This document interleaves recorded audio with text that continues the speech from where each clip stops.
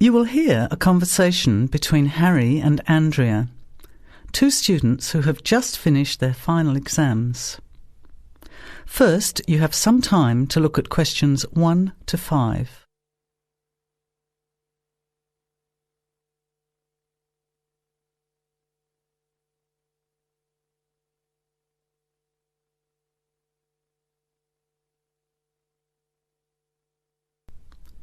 Now, let's begin.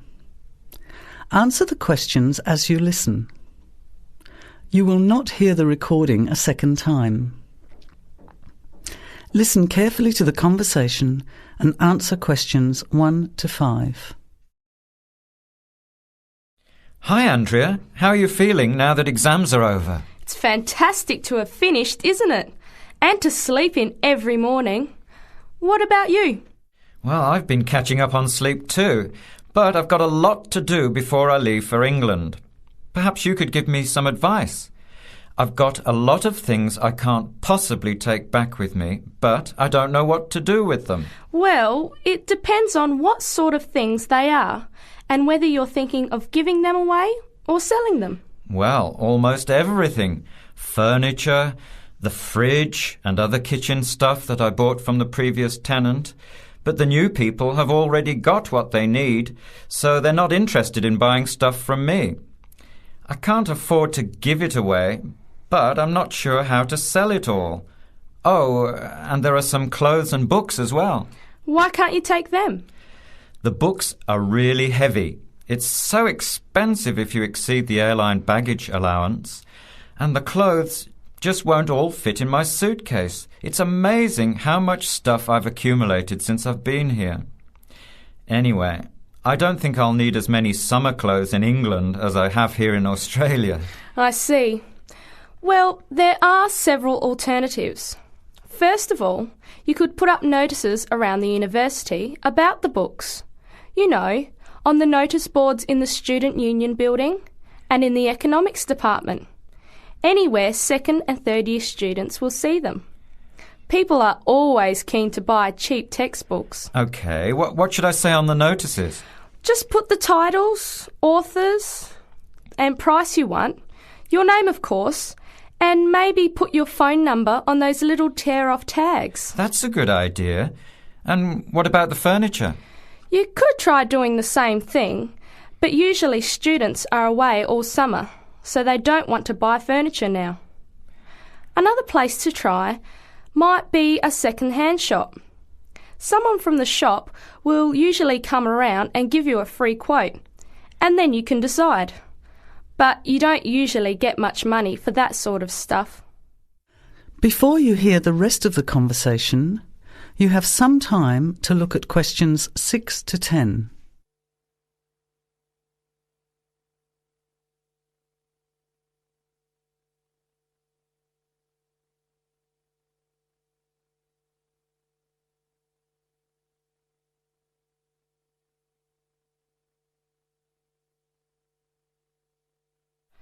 Another alternative is to put an advertisement in the Trading Post. Do you know that paper?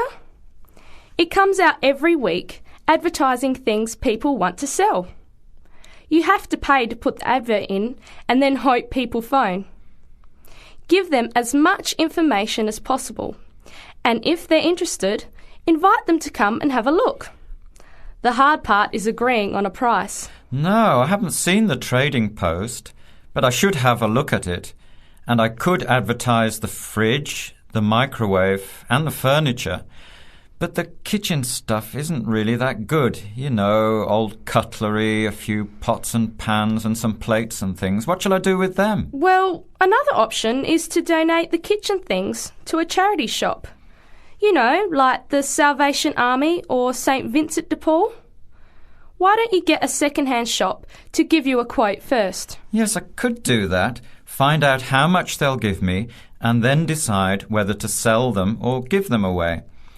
But I've still got the clothes. A charity shop will take them too, as long as they're in good condition. And even though you don't get any money, at least you know that someone who really deserves some help has benefited. That's a good point. I'll advertise the expensive stuff, the furniture, and donate the clothes and kitchen stuff. Let's go and buy a trading post and you can help me write the advert. Well, actually, I'm interested in buying the fridge and the microwave, depending on the price, of course. OK, let's see how good you are at bargaining. That is the end of section 1. You have half a minute to check your answers.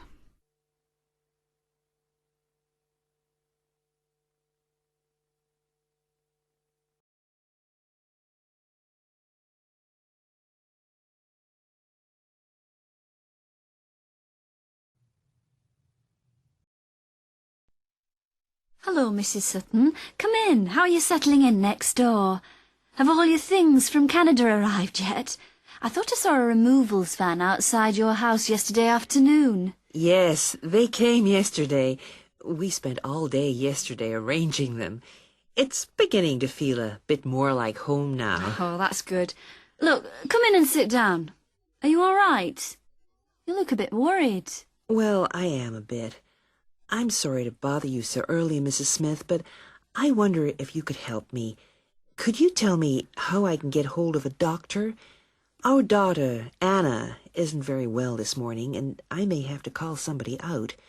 She keeps being sick, and I am beginning to get a bit worried. I just don't know how the health system works here in England. All I know is that it's very different from ours back in Canada. Well, I don't know really where to start. Let me think.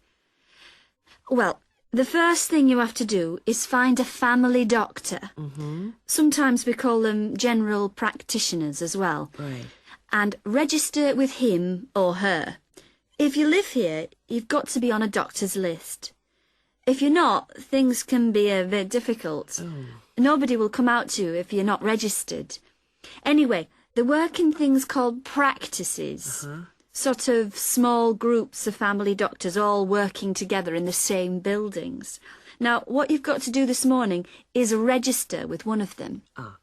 There are 2 practices near here, so we're quite well off for doctors in this part of Manchester.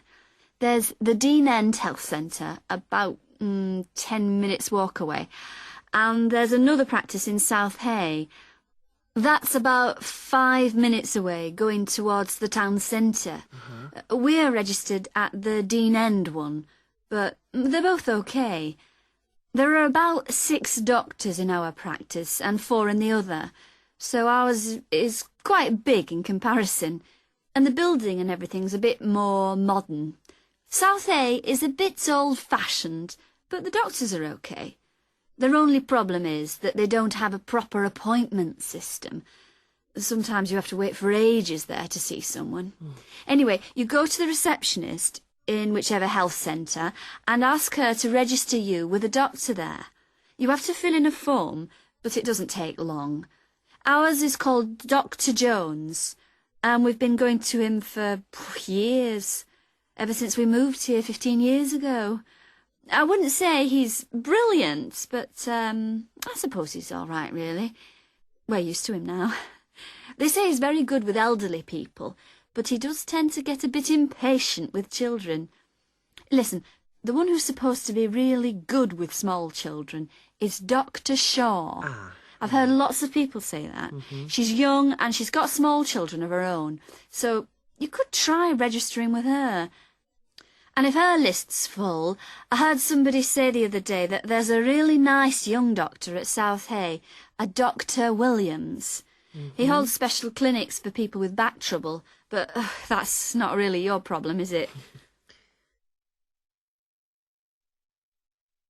Now you have some time to look at questions 18 to 20.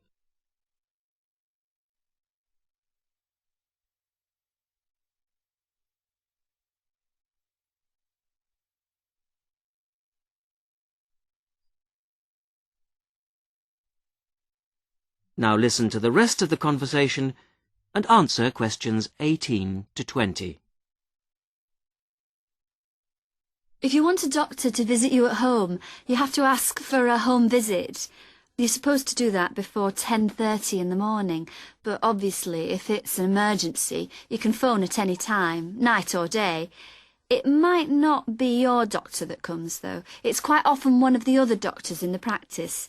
It doesn't really seem to make much difference. Right. Otherwise, you make an appointment to see your doctor at the health centre. You usually get seen the same day. Not always, of course, but usually, as I say. They hold surgeries between 9 and 11:30 every weekday, and from 4 to 6:30 Monday to Thursday. Saturdays are only for emergencies. I see. When the doctor sees you, he gives you a prescription. He writes what medication you need on it, and you take it to a chemist shop. There's one opposite the centre. If it's for a child under 16, you don't have to pay, so if it's for Anna, there's no problem. The same thing goes if you're unemployed or retired, or if you're pregnant. Just as well, because it's not cheap. You pay the same price for each item the doctor has prescribed. At the moment, it's something like £5 per item. So you pay for the medication, but the consultation with the doctor doesn't cost you anything. It's completely free as long as you're a resident here. You're going to be here for 3 years, aren't you? Uh-huh. So, well, there shouldn't be any question of you paying anything to see the doctor. So that's one less problem to worry about. Look, Mrs. Sutton, if you want, I'll sit with your daughter for half an hour if you want to go down to the health centre to register. It's no trouble, really, don't worry. Are you sure you wouldn't mind? That would really help me a lot. I'll ask them if they can send someone round later to see Anna. I think I'll try the Dean End Centre. Good idea. Don't worry about Anna. Right. I'll be back as soon as I can. Now turn to section 3.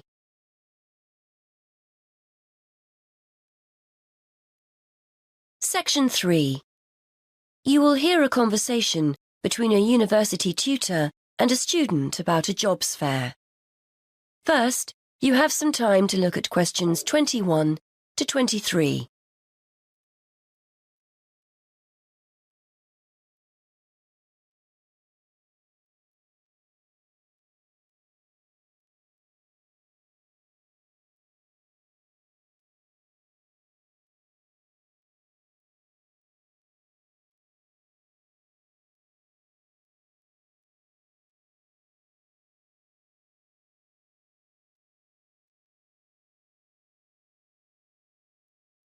Now listen and answer questions 21 to 23. OK, Fergus. So we've looked at your assignment, which was OK. Now, before you go, you know about the jobs fair that's coming up, don't you? Yes, it's the week after next, isn't it? The whole week, is that right? That's right. Monday through to Friday. I'd suggest making sure you get along there on Tuesday and Wednesday. Engineering companies tend to be more prominent then, rather than on Monday or the end of the week. Yes, I've got the programme for this year, and it looks like those days will be best for me. I'm only in my first year, so I'm not expecting too much from the day. But I've heard you can pick up some valuable ideas for career paths. Well, you've still got a few years here, I know, but it's never too soon to make a good impression on potential employers. You've got the programme, so do some research. Have a look at company websites so you've got the basis for a good conversation with the people on the stands. Before you hear more of the conversation, you have some time to look at questions 24 to 27.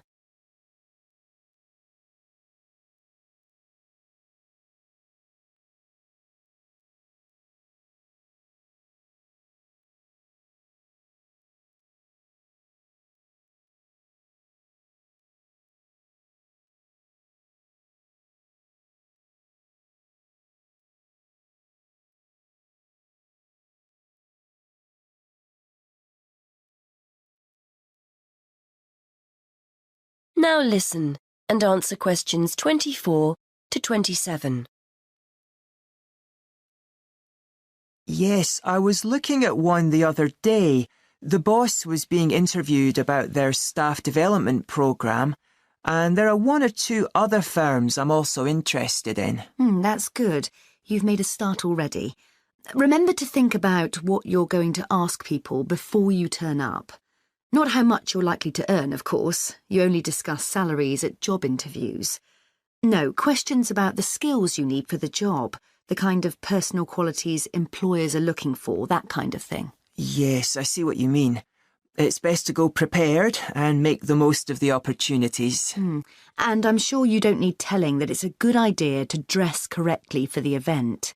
You need to give off a professional air. Well, I won't be buying anything special for the occasion, that's for sure.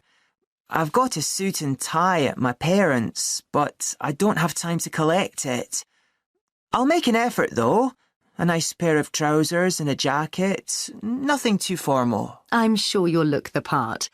By the way, you'll often find companies have more than one representative.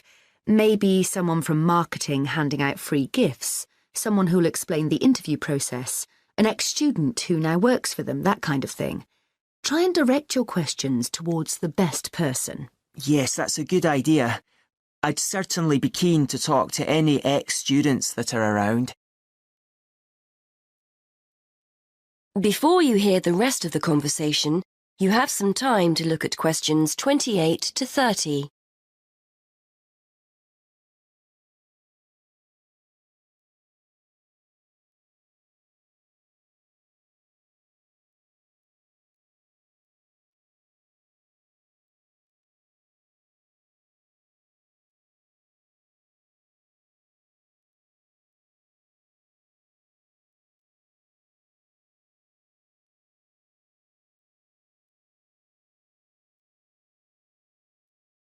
Now listen and answer questions 28 to 30. I'm sure you'll find the whole thing really useful. It's important to go to these events, and we always get great feedback from students who've attended. As long as you go with the right expectations. It's unlikely you'll come away with the promise of a job, of course. It's more about discovering what companies are looking for in potential employees. Yes. Plus, they're a great opportunity to practice things like networking, meeting new people, talking about yourself and what you do. Do you know what I mean? Definitely, yes. There will be several high-profile companies in the engineering sector, and you'll have the chance to get to know some useful people. If they give you their card or contact information, make sure you keep it safe. It's a sign they like you and want to keep in touch. That is the end of section 3. You now have half a minute to check your answers.